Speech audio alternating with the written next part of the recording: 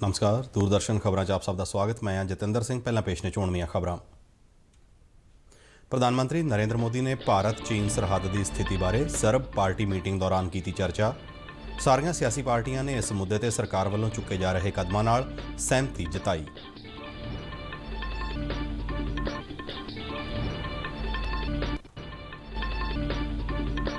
ਪ੍ਰਧਾਨ ਮੰਤਰੀ ਨਰਿੰਦਰ ਮੋਦੀ ਭਲਕੇ ਵੀਡੀਓ ਕਾਨਫਰੰਸਿੰਗ ਰਾਹੀਂ ਪ੍ਰਧਾਨ ਮੰਤਰੀ ਗਰੀਬ ਕਲਿਆਣ ਰੋਜ਼ਗਾਰ ਮੁਹਿੰਮ ਦੀ ਸ਼ੁਰੂਆਤ ਕਰਨਗੇ।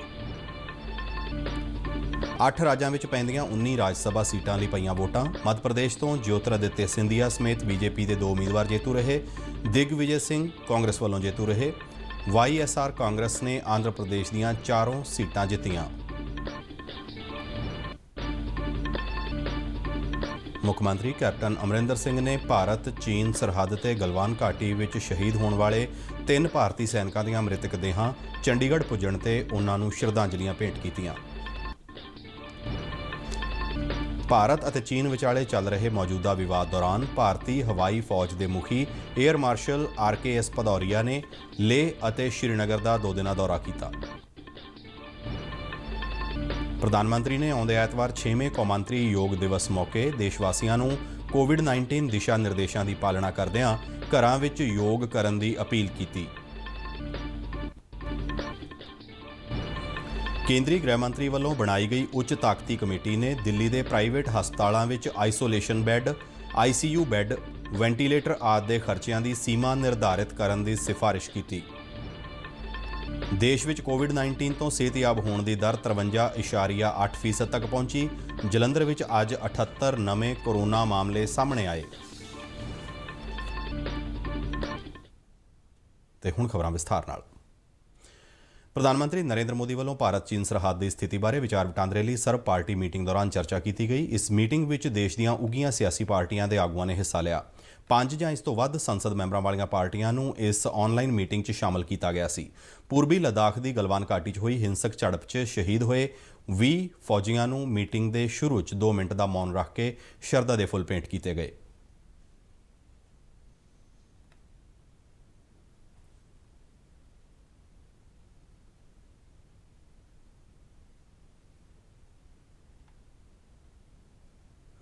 ਮੀਟਿੰਗ ਦੌਰਾਨ ਰੱਖਿਆ ਮੰਤਰੀ ਰਾਜਨਾਥ ਸਿੰਘ ਨੇ ਸਾਰੀਆਂ ਸਿਆਸੀ ਪਾਰਟੀਆਂ ਦੇ ਆਗੂਆਂ ਨੂੰ ਲੱਦਾਖ 'ਚ ਫੌਜ ਦੀ ਤਾਇਨਾਤੀ ਤੇ ਹੋਰ ਲੋੜੀਂਦੀ ਜਾਣਕਾਰੀ ਦਿੱਤੀ।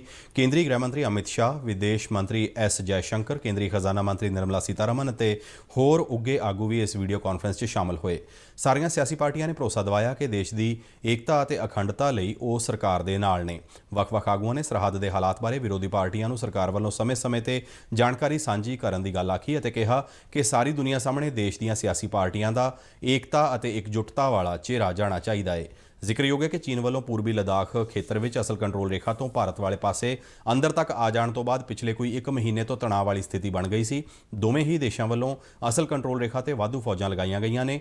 ਭਾਰਤ ਚੀਨ ਬਾਰਡਰ ਤੇ ਪੈਦਾ ਹੋਏ ਤਣਾਅ ਨੂੰ ਘੱਟ ਕਰਨ ਲਈ ਦੋਵੇਂ ਪਾਸਿਆਂ ਵੱਲੋਂ ਕਈ ਮੀਟਿੰਗਾਂ ਕੀਤੀਆਂ ਗਈਆਂ ਨੇ। ਕੇਂਦਰ ਸਰਕਾਰ ਨੇ ਗਰੀਬ ਇਲਾਕਿਆਂ ਵਿੱਚ ਵਿਕਾਸ ਪ੍ਰੋਗਰਾਮਾਂ ਨੂੰ ਤੇਜ਼ ਕਰਨ ਦੇ ਮਕਸਦ ਨਾਲ ਪ੍ਰਧਾਨ ਮੰਤਰੀ ਗਰੀਬ ਕਲਿਆਣ ਰੋਜ਼ਗਾਰ ਮੁਹਿੰਮ ਦੀ ਸ਼ੁਰੂਆਤ ਕਰਨ ਦਾ ਫੈਸਲਾ ਕੀਤਾ ਹੈ। ਇਸ ਯੋਜਨਾ ਤਹਿਤ ਆਪਣੇ ਪਿਤਰੀ ਸੂਬਿਆਂ ਵਿੱਚ ਵਾਪਸ ਪਰਤੇ ਮਜ਼ਦੂਰਾਂ ਅਤੇ ਪੇਂਡੂ ਲੋਕਾਂ ਨੂੰ ਰੋਜ਼ਗਾਰ ਦੇ ਮੌਕੇ ਉਪਲਬਧ ਕਰਾਉਣ ਲਈ ਵਿਸ਼ੇਸ਼ ਉਪਰਾਲੇ ਕੀਤੇ ਜਾਣਗੇ। ਪ੍ਰਧਾਨ ਮੰਤਰੀ ਨਰਿੰਦਰ ਮੋਦੀ 20 ਜੂਨ ਸ਼ਨੀਵਾਰ ਨੂੰ ਸਵੇਰੇ 11 ਵਜੇ ਵੀਡੀਓ ਕਾਨਫਰੰਸ ਰਾਹੀਂ ਗਰੀਬ ਕਲਿਆਣ ਰੋਜ਼ਗਾਰ ਮੁਹਿੰਮ ਦੀ ਸ਼ੁਰੂਆਤ ਕਰਨਗੇ। ਇਸ ਮੌਕੇ ਤੇ ਬਿਹਾਰ ਦੇ ਮੁੱਖ ਮੰਤਰੀ ਅਤੇ ਉਪ ਮੁੱਖ ਮੰਤਰੀ ਵੀ ਉਹਨਾਂ ਦੇ ਨਾਲ ਮੌਜੂਦ ਰਹਿਣਗੇ। ਇਹ ਮੁਹਿੰਮ ਬਿਹਾਰ ਦੇ ਖਗੜੀਆ ਜ਼ਿਲ੍ਹੇ ਦੇ ਬੇਲਦੌਰ ਬਲਾਕ ਵਿੱਚ ਪੈਂਦੇ ਤੇਲੀਹਾਰ ਪਿੰਡ ਤੋਂ ਸ਼ੁਰੂ ਕੀਤੀ ਜਾਵੇਗੀ। ਇਸ ਤੋਂ ਬਾਅਦ 5 ਹੋਰਨਾਂ ਸੂਬਿਆਂ ਦੇ ਮੁੱਖ ਮੰਤਰੀ ਅਤੇ ਸੰਬੰਧਿਤ ਮੰਤਰਾਲਿਆਂ ਦੇ ਮੰਤਰੀ ਇਸ ਵਰਚੁਅਲ ਲਾਂਚ ਵਿੱਚ ਹਿੱਸਾ ਲੈਣਗੇ। ਇਸ ਮੁਹਿੰਮ ਤਹਿਤ 6 ਸੂਬਿਆਂ ਦੇ 116 ਜ਼ਿਲ੍ਹਿਆਂ 'ਚੋਂ ਆਮ ਲੋਕ ਕਾਮਨ ਸਰਵਿਸ ਸੈਂਟਰਾਂ ਅਤੇ ਖੇਤੀ ਵਿਗਿਆਨ ਕੇਂਦਰਾਂ ਰਾਹੀਂ ਸ਼ਾਮਲ ਹੋਣਗੇ। ਇਸ ਦੌਰਾਨ ਕੋਵਿਡ-19 ਦੇ ਮੱਦੇਨਜ਼ਰ ਸਾਰੇ ਲੋੜੀਂਦੇ ਅਹਿਤਿਆਤ ਵਰਤੇ ਜਾਣਗੇ। ਇਹ ਮੁਹਿੰਮ 125 ਦਿਨਾਂ ਤੱਕ ਮਿਸ਼ਨ ਮੋਡ ਤਹਿਤ ਚਲਾਈ ਜਾਵੇਗੀ। ਇਸ ਤਹਿਤ 50,000 ਕਰੋੜ ਰੁਪਏ ਨਾਲ 25 ਤਰ੍ਹਾਂ ਦੇ ਵਿਕਾਸ ਕਾਰਜਾਂ ਰਾਹੀਂ ਘਰ ਵਾਪਸ ਪਰਤੇ ਮਜ਼ਦੂਰਾਂ ਨੂੰ ਰੁਜ਼ਗਾਰ ਮੁਹੱਈਆ ਕਰਵਾਇਆ ਜਾਵੇਗਾ ਅਤੇ ਨਾਲ ਦੀ ਨਾਲ ਪੇਂਡੂ ਬੁਨਿਆਦੀ ਢਾਂਚੇ ਨੂੰ ਵੀ ਵਿਕਸਿਤ ਕੀਤਾ ਜਾਵੇਗਾ। 116 ਜ਼ਿਲ੍ਹਿਆਂ ਦੇ 25,000 ਤੋਂ ਵੱਧ ਪ੍ਰਵਾਸੀ ਮਜ਼ਦੂਰਾਂ ਦੇ ਨਾਲ ਇਸ ਮੁਹਿੰਮ ਵਿੱਚ ਬਿਹਾਰ, ਉੱਤਰ ਪ੍ਰਦੇਸ਼, ਮੱਧ ਪ੍ਰਦੇਸ਼, ਰਾਜਸਥਾਨ, ਝਾਰਖੰਡ ਅਤੇ ਓਡੀਸ਼ਾ ਸੂਬਿਆਂ ਨੂੰ ਚੁਣਿਆ ਗਿਆ ਹੈ। ਇਸ ਵਿੱਚ ਆਪਣੀ ਇੱਛਾ ਜਤਾਉਣ ਵਾਲੇ 27 ਜ਼ਿਲ੍ਹਿਆਂ ਨੂੰ ਸ਼ਾਮਲ ਕੀਤਾ ਗਿਆ ਹੈ। ਇਹਨਾਂ ਜ਼ਿਲ੍ਹਿਆਂ ਦੇ 2/3 ਪ੍ਰਵਾਸੀ ਮਜ਼ਦੂਰਾਂ ਨੂੰ ਇਸ ਯੋਜਨਾ ਨਾਲ ਫਾਇਦਾ ਪੁੱਜਣ ਦੀ ਉਮੀਦ ਹੈ। ਇਸ ਮੁਹਿੰਮ ਤਹਿਤ 12 ਵੱਖੋ ਵੱਖਰੇ ਮੰਤਰਾਲਿਆਂ, ਪੇਂਡੂ ਵਿਕਾਸ, ਪੰਚਾਇਤੀ ਰਾਜ, ਸੜਕੀ ਆਵਾਜਾਈ ਤੇ ਕੌਮੀ ਸ਼ਾਹਰਾਹ ਮਾਰਗ, ਖਣਨ, ਪੀਣ ਵਾਲੇ ਪਾਣੀ ਅਤੇ ਸਵੱਛਤਾ, ਵਾਤਾਵਰਣ, ਰੇਲਵੇ, ਪੈਟਰੋਲੀਅਮ ਅਤੇ ਕੁਦਰਤੀ ਗੈਸ, ਨਵੀਂ ਤੇ ਨਵਿਆਉਣਯੋਗ ਊਰਜਾ, ਸਰਹੱਦੀ ਸੜਕ, ਦੂਰ ਸੰਚਾਰ, ਖੇਤੀਬਾੜੀ ਤੇ ਕਿਸਾਨ ਕਲਿਆਣ ਨੂੰ ਸ਼ਾਮਲ ਕੀਤਾ ਗਿਆ ਹੈ। 8 ਰਾਜਾਂ ਵਿੱਚ ਪੈਂਦੀਆਂ 19 ਰਾਜ ਸਭਾ ਸੀਟਾਂ ਲਈ ਪਈਆਂ ਵੋਟਾਂ ਦੇ ਨਤੀਜੇ ਆ ਗਏ ਨੇ। ਆਂਧਰ ਪ੍ਰਦੇਸ਼ ਦੀਆਂ 4 ਸੀਟਾਂ ਤੇ ਸੱਤਾਧਾਰੀ YSR ਕਾਂਗਰਸ ਦੇ ਉਮੀਦਵਾਰ ਜੇਤੂ ਰਹੇ। ਮੱਧ ਪ੍ਰਦੇਸ਼ ਦੀਆਂ 3 ਸੀਟਾਂ ਚੋਂ ਬੀਜੇਪੀ ਨੇ 2 ਅਤੇ ਕਾਂਗਰਸ ਨੇ 1 ਸੀਟ ਜਿੱਤੀ ਹੈ। ਬੀਜੇਪੀ ਵੱਲੋਂ ਜੋਤਿਰਆਦਿੱਤ ਸਿੰਧੀਆ ਅਤੇ ਸੁਮੇਰ ਸਿੰਘ ਸੋਲੰਕੀ ਜੇਤੂ ਰਹੇ, ਜਦਕਿ ਕਾਂਗਰਸ ਵੱਲੋਂ ਦਿਗਵਿਜੇ ਸਿੰਘ ਨੇ ਰਾਜ ਸਭਾ ਚੋਣ 'ਚ ਜਿੱਤ ਦਰਜ ਕੀਤੀ ਹੈ।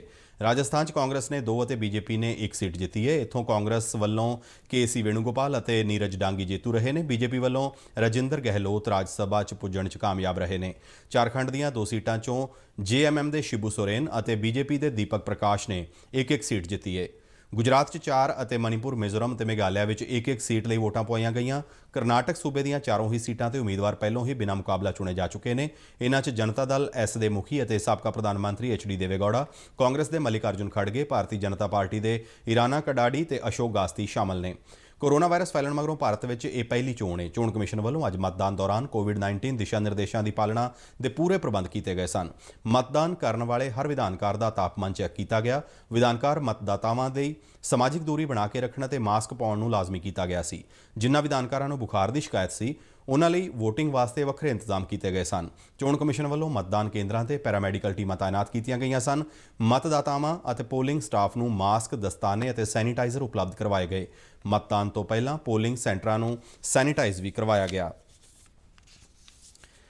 ਪੰਜਾਬ ਦੇ ਮੁੱਖ ਮੰਤਰੀ ਕੈਪਟਨ ਅਮਰਿੰਦਰ ਸਿੰਘ ਨੇ ਭਾਰਤ ਚੀਨ ਸਰਹੱਦ ਤੇ ਗਲਵਾਨ ਘਾਟੀ ਵਿੱਚ ਸ਼ਹੀਦ ਹੋਣ ਵਾਲੇ 3 ਭਾਰਤੀ ਸੈਨਿਕਾਂ ਦੀਆਂ ਮ੍ਰਿਤਕ ਦੇਹਾਂ ਚੰਡੀਗੜ੍ਹ ਪੁੱਜਣ ਤੇ ਉਹਨਾਂ ਨੂੰ ਸ਼ਰਧਾਂਜਲੀਆਂ ਭੇਂਟ ਕੀਤੀਆਂ। ਸੰਗਰੂਰ ਜ਼ਿਲ੍ਹੇ ਦੇ ਸਿਪਾਹੀ ਗੁਰਬਿੰਦਰ ਸਿੰਘ, ਮਾਨਸਾ ਜ਼ਿਲ੍ਹੇ ਦੇ ਸਿਪਾਹੀ ਗੁਰਤੇਜ ਸਿੰਘ ਅਤੇ ਹਿਮਾਚਲ ਪ੍ਰਦੇਸ਼ ਦੇ ਹਮੀਰਪੁਰ ਜ਼ਿਲ੍ਹੇ ਦੇ ਸਿਪਾਹੀ ਅੰਕੁਸ਼ ਠਾਕੁਰ ਦੀਆਂ ਮ੍ਰਿਤਕ ਦੇਹਾਂ ਅੱਜ ਲੇਹ ਤੋਂ ਚੰਡੀਗੜ੍ਹ 에ਅਰਫੋਰਸ ਸਟੇਸ਼ਨ ਲਿਆਂਦੀਆਂ ਗਈਆਂ, ਜਿੱਥੋਂ ਅੱਗੇ ਪੰਜਾਬ ਅਤੇ ਹਿਮਾਚਲ ਪ੍ਰਦੇਸ਼ 'ਚ ਪੈਂਦੇ ਇਨ੍ਹਾਂ ਸ਼ਹੀਦਾਂ ਦੇ ਜੱਦੀ ਪਿੰਡਾਂ ਨੂੰ ਰਵਾਨਾ ਕਰ ਦਿੱਤੀਆਂ ਗਈਆਂ। ਮੁੱਖ ਮੰਤਰੀ ਨੇ ਸ਼ਹੀਦਾਂ ਦੀਆਂ ਮ੍ਰਿਤਕ ਦੇਹਾਂ ਤੇ ਫੁੱਲ ਮਾਲਾਵਾਂ ਚੜ੍ਹਾ ਕੇ ਸ਼ਰਧਾਂਜਲੀ ਭੇਂਟ ਕੀਤੀ। ਆਪਣੇ ਟਵੀਟ ਵਿੱਚ ਮੁੱਖ ਮੰਤਰੀ ਨੇ ਕਿਹਾ ਕਿ ਉਹ ਇੰਨੀ ਘੱਟ ਉਮਰ ਵਿੱਚ ਦੇਸ਼ ਦੀ ਖਾਤਰ ਕੁਰਬਾਨ ਹੋਣ ਵਾਲੇ ਇਨ੍ਹਾਂ ਸ਼ਹੀਦਾਂ ਨੂੰ ਸਲਾਮ ਕਰਦੇ ਨੇ। ਉਨ੍ਹਾਂ ਕਿਹਾ ਕਿ ਰਾਸ਼ਟਰ ਹਮੇਸ਼ਾ ਹੀ ਇਨ੍ਹਾਂ ਸ਼ਹੀਦਾਂ ਦਾ ਰਿਣੀ ਰਹੇਗਾ। ਮੁੱਖ ਮੰਤਰੀ ਨੇ ਭਾਰਤੀ ਸੈਨਿਕਾਂ ਤੇ ਹੋਏ ਹਮਲੇ ਨੂੰ ਵਹਿਸ਼ੀਆਨਾ ਅਤੇ ਭਿਆਨਕ ਦੱਸਿਆ ਅਤੇ ਭਾਰਤ ਸਰਕਾਰ ਨੂੰ ਇਸ ਦੇ ਜਵਾਬ ਵਿੱਚ ਸਖਤ ਕਾਰਵਾਈ ਕਰਨ ਲਈ ਕਿਹਾ। ਕੱਲ੍ਹ ਵੀ ਪੰਜਾਬ ਦੇ 2 ਸ਼ਹੀਦ ਸੈਨਿਕਾਂ ਨਾਇਬ ਸੂਬੇਦਾਰ ਮਨਦੀਪ ਸਿੰਘ ਅਤੇ ਨਾਇਬ ਸੂਬੇਦਾਰ ਸਤਨਾਮ ਸਿੰਘ ਦਾ ਉਹਨਾਂ ਦੇ ਜੱਦੀ ਜ਼ਿਲ੍ਹਿਆਂ ਪਟਿਆਲਾ ਤੇ ਗੁਰਦਾਸਪੁਰ ਵਿੱਚ ਅੰਤਿਮ ਸੰਸਕਾਰ ਕਰ ਦਿੱਤਾ ਗਿਆ ਸੀ। ਭਾਰਤ ਅਤੇ ਚੀਨ ਵਿਚਾਲੇ ਚੱਲ ਰਹੇ ਮੌਜੂਦਾ ਵਿਵਾਦ ਦੌਰਾਨ ਭਾਰਤੀ ਹਵਾਈ ਫੌਜ ਦੇ ਮੁਖੀ ਏਅਰ ਮਾਰਸ਼ਲ RKS ਭਦੌਰੀਆ ਨੇ ਲੇਹ ਅਤੇ ਸ਼੍ਰੀਨਗਰ ਦਾ 2 ਦਿਨਾਂ ਦੌਰਾ ਕੀਤਾ। ਮੌਜੂਦਾ ਵਿਵਾਦ ਨੂੰ ਧਿਆਨ ਵਿੱਚ ਰੱਖਦਿਆਂ ਹਵਾਈ ਫੌਜ ਦੇ ਮੁਖੀ ਦੇ ਇਸ ਦੌਰੇ ਨੂੰ ਬਹੁਤ ਅਹਿਮ ਮੰਨਿਆ ਜਾ ਰਿਹਾ ਹੈ। ਹਵਾਈ ਫੌਜ ਦੇ ਲੜਾਕੂ ਟਿਕਾਣਿਆਂ ਅਤੇ ਖੇਤਰ ਵਿੱਚ ਹੋਰ ਫੌਜੀ ਸਾਜ਼ੋ ਸਮਾਨ ਦੀ ਉਪਲਬਧਤਾ ਬਾਰੇ ਏਅਰ ਚੀਫ ਮਾਰਸ਼ਲ ਵੱਲੋਂ ਜਾਇਜ਼ਾ ਲਿਆ। ਲਦਾਖ ਦੀ ਗਲਵਾਨ ਘਾਟੀ ਵਿੱਚ ਚੀਨੀ ਫੌਜੀਆਂ ਨਾਲ ਹੋਈ ਹਿੰਸਕ ਝੜਪ ਵਿੱਚ ਭਾਰਤੀ ਜਵਾਨਾਂ ਦੇ ਸ਼ਹੀਦ ਹੋਣ ਤੋਂ ਬਾਅਦ ਦੇਸ਼ ਦੇ ਸੀਨੀਅਰ ਫੌਜੀ ਅਧਿਕਾਰੀਆਂ ਵੱਲੋਂ ਸਥਿਤੀ ਦੀ ਸਮੀਖਿਆ ਅਤੇ ਫੌਜੀ ਵਿਕਲਪਾਂ ਤੇ ਵਿਚਾਰ ਵਟਾਂਦਰੇ ਤੋਂ ਬਾਅਦ ਇਸ ਦੌਰੇ ਨੂੰ ਕਾਫੀ ਮਹੱਤਵਪੂਰਨ ਮੰਨਿਆ ਜਾ ਰਿਹਾ ਹੈ। 2 ਦਿਨਾਂ ਲੇਹ ਅਤੇ ਸ਼੍ਰੀਨਗਰ ਦੀ ਯਾਤਰਾ ਦੌਰਾਨ ਫੌਜ ਮੁਖੀ ਵੱਲੋਂ ਪੂਰਬੀ ਲਦਾਖ ਵਿੱਚ ਹਵਾਈ ਫੌਜ ਦੀਆਂ ਤਿਆਰੀਆਂ ਤੇ ਜ਼ਮੀਨੀ ਹਕੀਕਤ ਬਾਰੇ ਜਾਣਕਾਰੀ ਹਾਸਲ ਕੀਤੀ ਗਈ। ਪਹਿਲੇ ਗੇੜ ਤਹਿਤ ਉਹਨਾਂ 17 ਜੂਨ ਨੂੰ ਲੇਹ ਦਾ ਦੌਰਾ ਕੀਤਾ, ਜਦਕਿ 18 ਜੂਨ ਨੂੰ ਉਹਨਾਂ ਸ਼੍ਰੀਨਗਰ 에ਅਰਬੇਸ ਦਾ ਜਾਇਜ਼ਾ ਲਿਆ। ਦੋਨੋਂ ਹਵਾਈ 에ਅਰਬੇਸ ਪੂਰਬੀ ਲਦਾਖ ਖੇਤਰ ਵਿੱਚ ਸਥਿਤ ਨੇ ਅਤੇ ਇਸ ਪਹਾੜੀ ਖੇਤਰ ਵਿੱਚ ਕਿਸੇ ਵੀ ਲੜਾਕੂ ਜਹਾਜ਼ ਵਾਲੀ ਮੁਹਿੰਮ ਨੂੰ ਸੁਚਾਰੂ ਢੰਗ ਨਾਲ ਪੂਰਾ ਕਰਨ ਵਿੱਚ ਸਮਰੱਥ ਨੇ।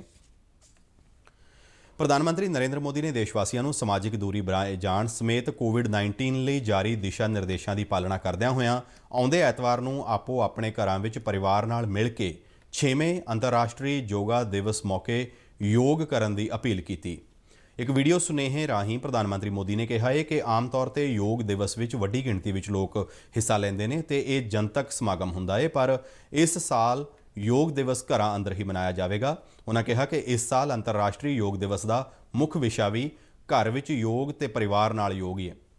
ਉਹਨਾਂ ਕਿਹਾ ਕਿ COVID-19 ਵੱਲੋਂ ਕਈ ਤਰ੍ਹਾਂ ਦੀਆਂ ਚੁਣੌਤੀਆਂ ਦਾ ਹੱਲ ਵੀ ਯੋਗ ਹੀ ਹੈ।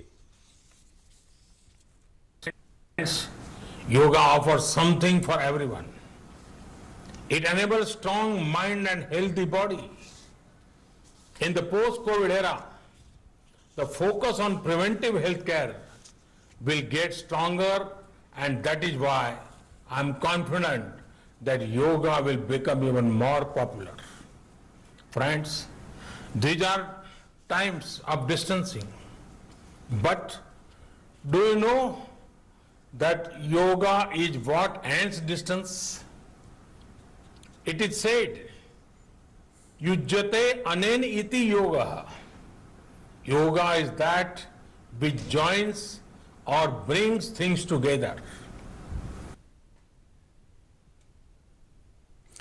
ਕੇਂਦਰੀ ਗ੍ਰਹਿ ਮੰਤਰੀ ਅਮਿਤ ਸ਼ਾਹ ਵੱਲੋਂ ਬਣਾਈ ਗਈ ਉੱਚ ਤਾਕਤੀ ਕਮੇਟੀ ਨੇ ਦਿੱਲੀ ਦੇ ਪ੍ਰਾਈਵੇਟ ਹਸਪਤਾਲਾਂ ਵਿੱਚ ਕੋਵਿਡ-19 ਆਈਸੋਲੇਸ਼ਨ ਬੈੱਡ ਦਾ ਖਰਚਾ ਰੋਜ਼ਾਨਾ 8 ਤੋਂ 10,000 ਰੁਪਏ ਤੈਅ ਕਰਨ ਦੀ ਸਿਫਾਰਿਸ਼ ਕੀਤੀ ਹੈ। ਇਸ ਤੋਂ ਇਲਾਵਾ ਕੋਵਿਡ-19 ਦੇ ਮਰੀਜ਼ ਲਈ ਵੈਂਟੀਲੇਟਰ ਸਮੇਤ ਆਈਸੀਯੂ ਬੈੱਡ ਦਾ ਖਰਚਾ 15 ਤੋਂ 18,000 ਰੁਪਏ ਪ੍ਰਤੀ ਦਿਨ ਰੱਖਣ ਦੀ ਸਿਫਾਰਿਸ਼ ਕੀਤੀ ਗਈ ਹੈ। ਨੀਤੀ ਆਯੋਗ ਦੇ ਮੈਂਬਰ ਵੀਕੇ ਪਾਲ ਦੀ ਅਗਵਾਈ ਹੇਠ ਇਸ ਕਮੇਟੀ ਦਾ ਗਠਨ ਐਤਵਾਰ ਨੂੰ ਕੀਤਾ ਗਿਆ ਸੀ। ਇਸ ਕਮੇਟੀ ਦਾ ਗਠਨ ਪ੍ਰਾਈਵੇਟ ਹਸਪਤਾਲਾਂ 'ਚੋਂ ਕੋਵਿਡ-19 ਮਰੀਜ਼ਾਂ ਲਈ 60% ਬੈੱਡਾਂ ਦੀ ਉਪਲਬਧਤਾ ਘੱਟ ਲਾਗਤ ਤੇ ਯਕੀਨੀ ਬਣਾਉਣ ਦੇ ਮੰਤਵ ਨਾਲ ਕੀਤਾ ਗਿਆ ਸੀ। ਨਿਰਧਾਰਿਤ ਖਰਚਿਆਂ ਵਿੱਚ ਕੋਰੋਨਾ ਵਾਇਰਸ ਦੀ ਜਾਂਚ ਅਤੇ ਇਲਾਜ ਦੀ ਸਹੂਲਤ ਸ਼ਾਮਲ ਸੀ। ਕੇਂਦਰੀ ਗ੍ਰਹਿ ਮੰਤਰਾਲੇ ਦੇ ਇੱਕ ਬੁਲਾਰੇ ਨੇ ਟਵੀਟ ਰਾਹੀਂ ਦੱਸਿਆ ਕਿ ਪ੍ਰਾਈਵੇਟ ਹਸਪਤਾਲਾਂ 'ਚ ਸੁਝਾਏ ਗਏ 8 ਤੋਂ 10,000 ਰੁਪਏ ਦੀ ਸਹੂਲਤ ਵਾਲੇ ਆਈਸੋਲੇਸ਼ਨ ਬੈੱਡਾਂ ਲਈ ਇਸ ਵੇਲੇ 24 ਤੋਂ 25,000 ਰੁਪਏ ਵਸੂਲੇ ਜਾ ਰਹੇ ਨੇ। ਜਿਨ੍ਹਾਂ ਆਈਸੀਯੂ ਬੈੱਡਾਂ ਲਈ 13 ਤੋਂ 15,000 ਰੁਪਏ ਵਸੂਲਣ ਦੀ ਸਿਫਾਰਿਸ਼ ਕੀਤੀ ਗਈ ਹੈ, ਉਹਨਾਂ ਲਈ ਮੌਜੂਦਾ ਸਮੇਂ 34 ਤੋਂ 43,000 ਰੁਪਏ ਤੱਕ ਵਸੂਲੇ ਜਾ ਰਹੇ ਨੇ। ਪੀਪੀਈ ਕਿੱਟ ਸਣੇ ਵੈਂਟੀਲੇਟਰ ਆਧਾਰਿਤ ਆਈਸੀਯੂ ਬੈੱਡਾਂ ਲਈ 15 ਤੋਂ 18,000 ਰੁਪਏ ਸੁਝਾਏ ਗਏ ਨੇ, ਜਿਨ੍ਹਾਂ ਲਈ ਮੌਜੂਦਾ ਸਮੇਂ 44 ਤੋਂ 54,000 ਰੁਪਏ ਵਸੂਲੇ ਜਾ ਰਹੇ ਨੇ। ਗ੍ਰਹਿ ਮੰਤਰਾਲੇ ਦੇ ਬੁਲਾਰੇ ਨੇ ਦੱਸਿਆ ਹੈ ਕਿ ਆਮ ਨਾਗਰਿਕ ਨੂੰ ਕੌਮੀ ਰਾਜਧਾਨੀ ਦਿੱਲੀ ਦੇ ਪ੍ਰਾਈਵੇਟ ਹਸਪਤਾਲਾਂ 'ਚ ਕੋਵਿਡ-19 ਦਾ ਇਲਾਜ ਵਾਜਿਬ ਕੀਮਤ ਤੇ ਉਪਲਬਧ ਕਰਾਉਣ ਦੀ ਸੋਚ ਨਾਲ ਕੇਂਦਰੀ ਗ੍ਰਹਿ ਮੰਤਰੀ ਅਮਿਤ ਸ਼ਾਹ ਵੱਲੋਂ ਇਸ ਕਮੇਟੀ ਦਾ ਗਠਨ ਕੀਤਾ ਗਿਆ ਸੀ। ਸੁਪਰੀਮ ਕੋਰਟ ਨੇ ਅੱਜ ਵੱਖ-ਵੱਖ ਸੂਬਿਆਂ ਵਿੱਚ ਕੋਵਿਡ-19 ਦੇ ਟੈਸਟ ਕਰਵਾਉਣ ਦੀਆਂ ਲਾਗਤਾਂ ਵਿੱਚ ਅੰਤਰ ਦਾ ਗਿਆਨ ਲਿਆ ਅਤੇ ਕੇਂਦਰ ਨੂੰ ਇਸ ਮੁੱਦੇ ਤੇ ਫੈਸਲਾ ਲੈਣ ਦੇ ਨਿਰਦੇਸ਼ ਦਿੱਤੇ। ਜਸਟਿਸ ਅਸ਼ੋਕ ਭੂਸ਼ਣ, ਐਸਕੇ ਕੌਲ ਅਤੇ ਐਮਆਰ ਸ਼ਾਹ ਤੇ ਆਧਾਰਿਤ ਬੈਂਚ ਦਾ ਮੰਨਣਾ ਸੀ ਕਿ ਵੱਖ-ਵੱਖ ਸੂਬਿਆਂ ਵਿੱਚ ਕੋਵਿਡ-19 ਲਈ ਟੈਸਟ ਕਰਾਉਣ ਦੀ ਲਾਗਤ ਇਕਸਾਰ ਹੋਣੀ ਚਾਹੀਦੀ ਹੈ, ਪਰ ਅਦਾਲਤ ਨੇ ਕਿਹਾ ਕਿ ਲਾਗਤ ਤੈਅ ਕਰਨ ਬਾਰੇ ਉਸ ਵੱਲੋਂ ਕੋਈ ਫੈਸਲਾ ਨਹੀਂ ਲਿਆ ਜਾਵੇਗਾ ਤੇ ਇਸ ਉੱਤੇ ਫੈਸਲਾ ਕੇਂਦਰ ਸਰਕਾਰ ਤੇ ਛੱਡਿਆ ਗਿਆ ਹੈ। ਅਦਾਲਤ ਨੇ ਕਿਹਾ ਕਿ ਉਸ ਵੱਲੋਂ ਵੱਖ-ਵੱਖ ਕੋਵਿਡ ਹਸਪਤਾਲਾਂ ਵਿੱਚ ਮਰੀਜ਼ਾਂ ਦੀ ਦੇਖਭਾਲ ਦੀ ਮੋਨੀਟਰਿੰਗ ਨੂੰ ਯਕੀਨੀ ਬਣਾਉਣ ਲਈ ਸੀਸੀਟੀਵੀ ਕੈਮਰੇ ਲਗਾਉਣ ਬਾਰੇ ਹੁਕਮ ਜਾਰੀ ਕਰਨ ਤੇ ਵਿਚਾਰ ਕੀਤਾ ਜਾ ਰਿਹਾ ਹੈ। ਭਾਰਤ ਵਿੱਚ ਕੋਰੋਨਾ ਵਾਇਰਸ ਦੀ ਪੁਸ਼ਟੀ ਵਾਲੇ ਮਰੀਜ਼ਾਂ ਦੀ ਗਿਣਤੀ ਵਿੱਚ ਤੇਜ਼ ਵਾਧਾ ਲਗਾਤਾਰ ਜਾਰੀ ਹੈ। ਬੀਤੇ 24 ਘੰਟਿਆਂ ਦੌਰਾਨ ਭਾਰਤ ਵਿੱਚ ਕੋਰੋਨਾ ਵਾਇਰਸ ਦੇ 13,586 ਰਿਕਾਰਡ ਮਾਮਲੇ ਸਾਹਮਣੇ ਆਏ, ਜਿਸ ਮਗਰੋਂ ਹੁਣ ਤੱਕ ਕੋਵਿਡ-19 ਦੀ ਪੁਸ਼ਟੀ ਵਾਲੇ ਮਰੀਜ਼ਾਂ ਦੀ ਸੰਖਿਆ 3,80,532 ਤੱਕ ਪਹੁੰਚ ਗਈ ਹੈ।